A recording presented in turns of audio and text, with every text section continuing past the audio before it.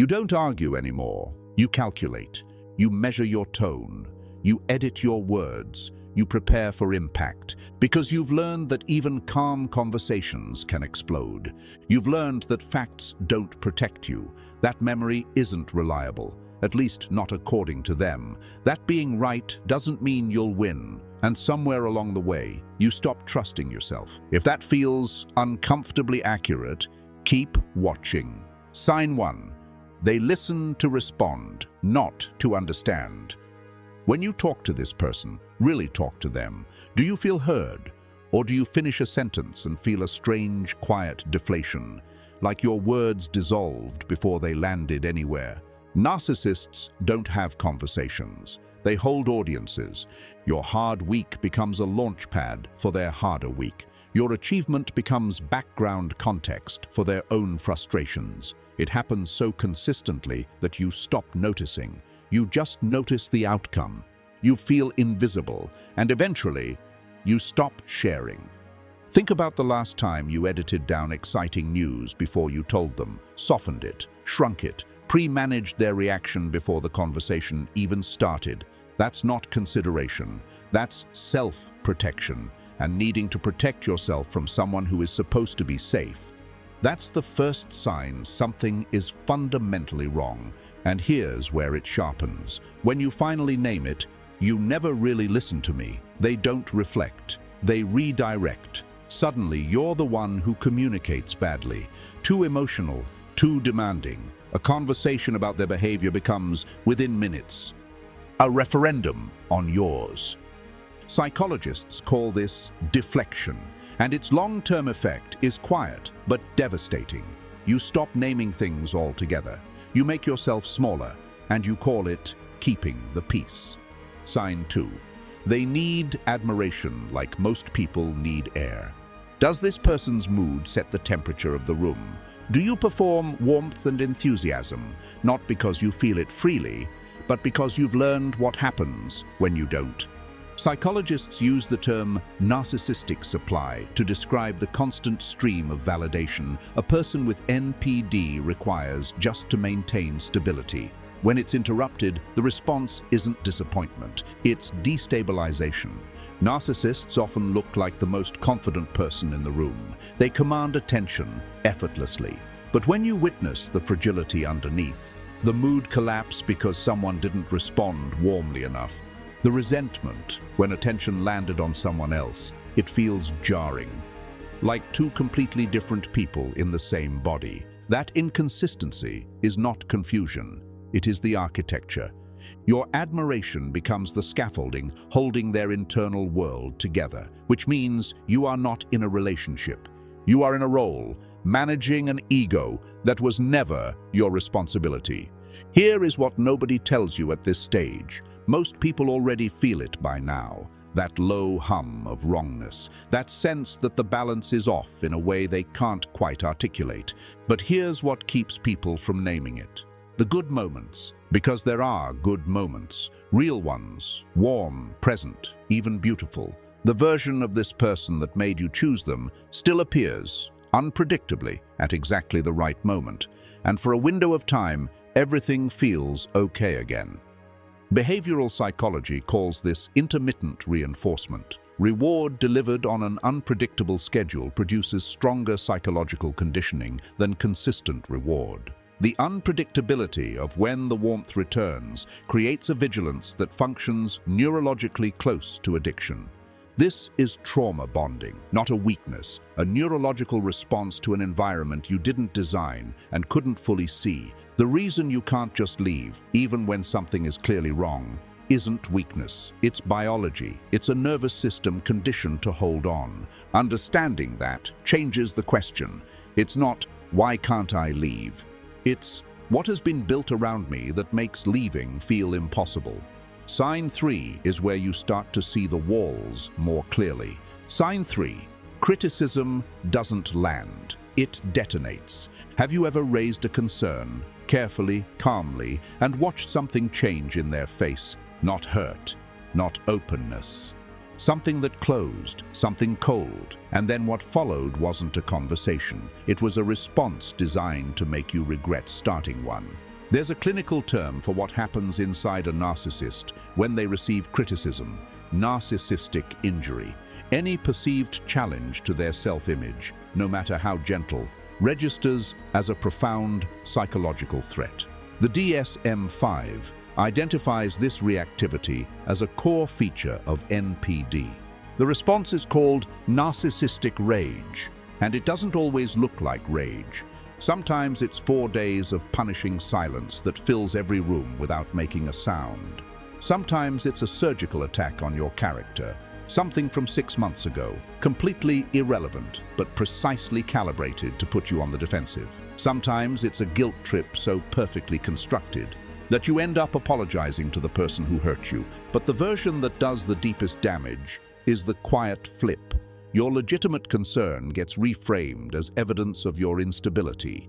You raised your voice once, now you have anger issues. You cried, now you're erratic. You brought something up twice, now you're obsessive. They locate the one imperfection in how you delivered a valid point and use it to invalidate the point entirely. This works precisely because you are empathetic. A person with genuine empathy always leaves space for the possibility that they got something wrong. Narcissists have studied that space. They live inside it. They expand it until it swallows the original issue whole. How many times have you entered a conversation holding a clear, legitimate grievance and left it defending your own sanity? If the answer is often, that is not a reflection of your communication skills. That is a reflection of a system built to ensure accountability never lands where it belongs. If you're watching this and recognizing multiple signs, take a breath. You are not here to diagnose anyone. You are not building a case. What you are doing is observing a pattern.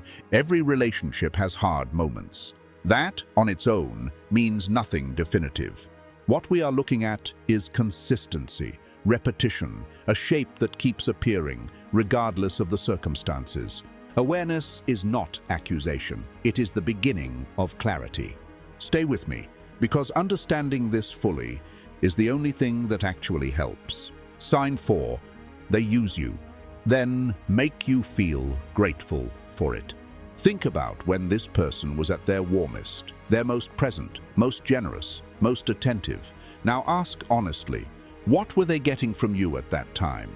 People with narcissistic traits are skilled at identifying exactly what a person needs to feel valued and providing precisely that, not from genuine care, as a means of securing what they need in return. You experience it as real connection. It registers as finally being truly seen. Then the utility shifts. You need something back, you challenge them, you become less convenient, and the warmth doesn't fade gradually. It switches off, completely, without grief. While you spend weeks trying to understand what changed, they have already moved on.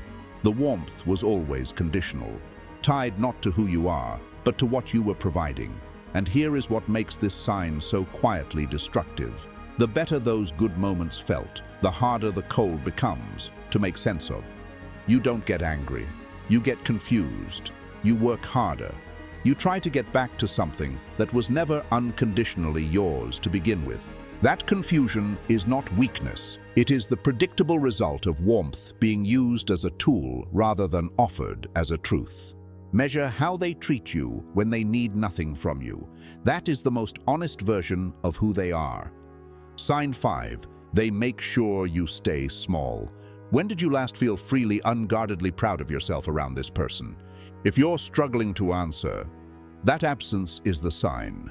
Narcissistic superiority is comparative. It only exists in relation to other people's smallness. So anyone who starts to rise becomes a threat that must be quietly managed. It's never frontal, it's a drip, a dismissive comment about your new opportunity, a backhanded compliment in front of others. You actually did really well. I was surprised. A well-timed concern. I just worry about you sometimes. Are you sure you're ready for this? Each drop seems small, forgivable even, but when you feel hurt and name it, what comes back? You're too sensitive. You can't take a joke. So now you're managing two wounds, the original hurt and the shame of having felt it. Next time you say nothing, you absorb it, and quietly, without noticing when it started, you stop announcing things, stop celebrating, stop taking up space. People who spend years close to a narcissist describe grieving the person they were before it, someone who used to walk into rooms without calculating the risk. That person didn't disappear. They went quiet, because quiet became the safest way to exist. And everything so far, the dismissal, the supply-seeking, the rage at criticism, the conditional warmth, the slow erosion, it all exists to make sign 6 possible. Sign 6 is not just the worst sign on this list. It is the system that makes every other sign invisible. Sign 6. They rewrite reality and make you question yours. Has this person ever made you feel like you were losing your mind? Not dramatically, just a slow, creeping uncertainty about your own memory, a feeling that the ground keeps shifting. And the only person who knows where solid footing is them. This is gaslighting, a documented form of psychological abuse with measurable consequences for the people subjected to it. Here is how it begins, not with an obvious lie, with a small correction. That's not what I said. Maybe I misheard. You let it go. You're always so sensitive about things like this. Maybe I am. You file it away. I never said that. I can't believe you're twisting my words. And now, something fractures. Because you were there, you heard it. But the certainty in their voice creates a crack in your own perception. That crack is the point. That crack is the goal. Over time, you start keeping notes, screenshots, dates, and exact words, because some part of you knows that without evidence, the version of events will not be yours. You stop telling people what's happening, because when you've tried, it came out sounding like paranoia. So you keep it inside, and the isolation deepens. Research on coercive control links prolonged gaslighting to generalized anxiety, depression, and complex PTSD, trauma that develops not from a single event, but from sustained psychological harm within a close relationship. You develop anxiety you cannot trace to a source, a vigilance that never fully relaxes, a nervous system that has been on alert so long, it has forgotten how to rest. You do not feel this because something is wrong with you. You feel this because something was done to you. Your gut was never wrong. It kept telling you the truth, quietly, persistently, through years of being talked out of it. Trust it now. Sign 7. They play the victim better than anyone. When real conflict breaks the surface, who ends up holding the weight of it? Who apologizes? Who walks away carrying the damage? If the answer is always you, the same person who gaslit you, used you, silenced you, the moment consequences appear, transforms. They cry first. They tell the story first. They reach your shared friends and family before you've gathered yourself enough to speak. And by the time you find your voice, the narrative is already written. They gave everything. They were never appreciated. And you, the person who was actually hurt, are cast as the source of their suffering. This is projection, attributing their own behavior onto the person they've been hurting. It functions as the final lock on the entire system because it's not enough to control your perception of yourself. They must also control everyone else's perception of you. It works because we respond to tears. We move towards suffering instinctively. And by the time you're ready to explain what actually happened, you're already the villain in a story you lived as the victim. You are not required to outperform them. You are not required to convince anyone right now. Hold on to what you know, even quietly, even privately, even when the room has already decided. Before we close, 3 things, not a therapy plan, just tools you can use starting today. 1. Stop arguing facts. Observe patterns. The negotiation over what happened is unwinnable by design. Facts can be disputed, but a pattern is harder to argue with. Zoom out. The full shape of the relationship across time tells the truth that any single incident cannot. 2. Document privately. After significant interactions, especially ones that leave you confused, write down what happened. the exact words, how you felt, date it, not for anyone else, for you. When your perception is challenged, you'll have your own account to return to. 3. Measure behavior across time, not across apologies. The question is never whether an apology was made, it's what followed it. Did behavior change, measurably, consistently, over weeks and months? Or did the apology function as a reset before the cycle began again? Measure the ordinary moments, the unguarded ones, the ones where no one is watching and nothing is at stake. That is where the truth lives.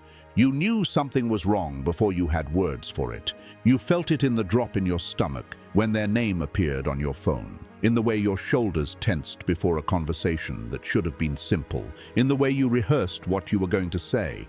Like you were preparing for a negotiation instead of just talking to someone you love. That knowing was never wrong. You were not too sensitive. You were not the problem. You were a person extending extraordinary patience and good faith to a dynamic that was never built to return it. If this video made something click for you, share it with someone who might be sitting with the same questions and no language for them yet. It could be exactly what they need to hear. And drop a comment with the number of the sign that hit closest to home. You don't have to explain it. You don't have to say anything else. Just the number is enough. If you want more content like this, subscribe, because understanding your own psychology isn't just interesting. It's one of the most powerful things you can do for yourself. See you in the next one.